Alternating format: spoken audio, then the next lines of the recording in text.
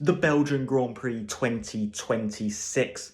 And it was a, how would you describe it? It was a busy race. It was a race that sort of had a lot going on, but also just didn't at the same time. It was a bit of an odd race, to be fair. But it is Kimi Antonelli who wins yet another race this season. Didn't have it all his own way, to be fair. Everyone thought it was going to be that way.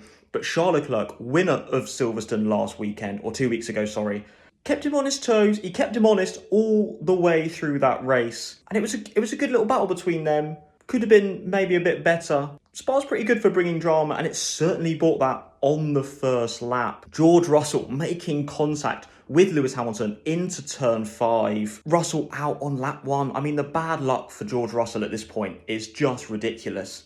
It's Red Bull's second seat levels of bad luck, but in a Mercedes.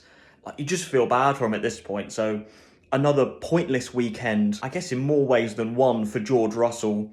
Hamilton was penalised for that, but only 5 seconds, and then he just serves that in a pit stop. So didn't really affect Hamilton too much in a way. We had 3 retirements in this race, just the 3. 2 were pretty obvious, and then of course you had George Russell on lap 1 crashing out, making contact with Lewis Hamilton at turn 5. But we also had Sergio Perez with a suspension issue in the Cadillac on lap 16.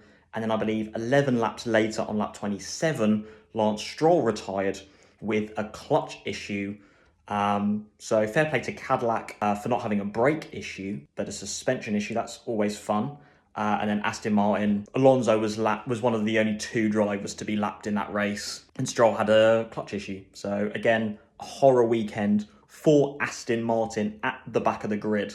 It's basically all that happened in that race. There was sort of a lot of battles going on, but nothing like major was happening throughout this race. It was sort of the weird middle between like that one race that got rained off in like 2018 and then 2012 where it was just absolute carnage. So it was sort of a weird sort of middle between those two. Wasn't the worst race this season, absolutely. There's definitely been worse. Can't think what it is right now, but there was definitely worse race this year. Next race is Hungary. Now that's actually quite good. Monaco without the barriers. That could be a generational one.